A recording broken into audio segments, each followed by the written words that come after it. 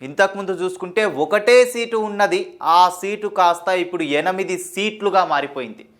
అయితే ఇప్పుడు 8 సీట్లు ఉన్నాయి, ఇప్పుడు 8 సీట్లు, ఒక సీట్ నుంచి 8 సీట్ల వరకు వచ్చిర్రంటే మాది ఇంకా మొత్తానికైతే మొత్తం 19 స్థానాల్లో రెండో స్థానంలో ఉన్నారు.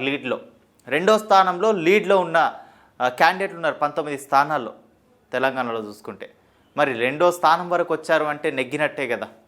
19 సీట్లు వరకు రెండో స్థానంలో వచ్చినాయి, మళ్ళీ ఇప్పుడు 8 సీట్లు గెలిచారు, సీట్లలో రెండో పొజిషన్లో ఉన్నారంటే వాళ్ళు ఆల్మోస్ట్ దగ్గరికి విన్ అయినట్టే కదా ఎవరైతే నాయకులు ఉన్నారో వాళ్ళైతే. సో దీన్ని బట్టి చెప్పేసి ఏంటంటే వచ్చే సవారీ కూడా ఇంకా వచ్చే ఎన్నికల్లో కావచ్చు, ఇంకేదైనా ఇంకా గట్టి పోటీ బీజేపీ నుంచి వస్తుందని అనుకోవచ్చు నాకు తెలిసినంత వరకు. కాకపోతే ఏంటంటే ఈసారి జనాలు నాయకుల్ని ఎంచుకోలేదు, అయినా కానీ 8 సీట్లు సంపాదించారు బీజేపీ నుంచి గట్టిగానే. 1 నుంచి 8 వరకు రావడం అంటే అది హోరాహోరీ కాదు, అది మరి కొత్త వాళ్ళకు కూడా మంచి అవకాశం ఇచ్చారు. చాలా చాలా హోరాహోరీగా ఫస్ట్ టైం 8 సీట్లు, 1 నుంచి 8 సీట్లు రావడం అంటే చాలా గొప్ప విషయం అది నాకు తెలిసినంత వరకు. ఇదిగోండి, కాంగ్రెస్ పార్టీ 64 సీట్లు 39.4% ఓట్లు. అండ్ బీఆర్ఎస్ చూసుకుంటే 39%, 39 సీట్లు 37.3%. అలాగే బీజేపీ 8 సీట్లు 13.9%. అలాగే ఎంఐఎం 7 2.2%, ఇతరులు 1 7.2%.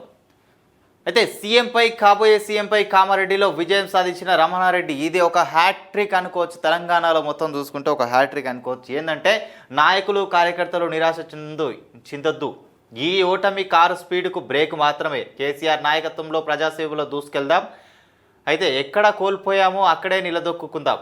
ఎగ్జిట్ పోల్స్ తప్పని రుజువు చేస్తామన్నాం, కానీ మా అంచనాలు తారుమారయ్యాయి. చాలా చోట్ల మా అభ్యర్థులు స్వల్ప తేడాతో ఓడారు. మాజీ మంత్రి బీఆర్ఎస్ నేత కేటీఆర్ అంటున్నాడు. కేటీఆర్ కాక ఈ మాట అంటున్నాడు. మరి ఎంత కేసీఆర్ నాయకత్వంలో ప్రజాసేవలో దూసుకెళ్దామంట.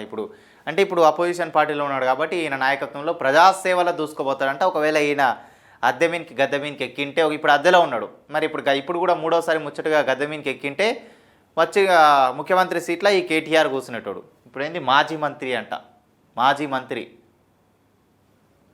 మాజీ ఐటీ మినిస్టర్ ఆయన చెప్పుకోనికే. ఈయన హైలైట్ అనుకోవచ్చు. ఒక సీఎం, కాబోయే సీఎం ఇద్దరిని ఏకతాటి మీద ఇట్లా ఇక్కడ సైడ్ ఒకటి ఇట్లా పీకి పడేసినట్ట వేసి డైరెక్ట్ ఇట్లా లేచి కూర్చున్నాడు. అసలు ఎంత ఇదనుకోవచ్చు, అసలు జనాలు ఎంత ఆదరణ పొందారనుకోవచ్చు, జనాలకు ఎంత నమ్మకం ఉండొచ్చు. అలాంటి నాయకుల్ని గెలిపించుకుంటే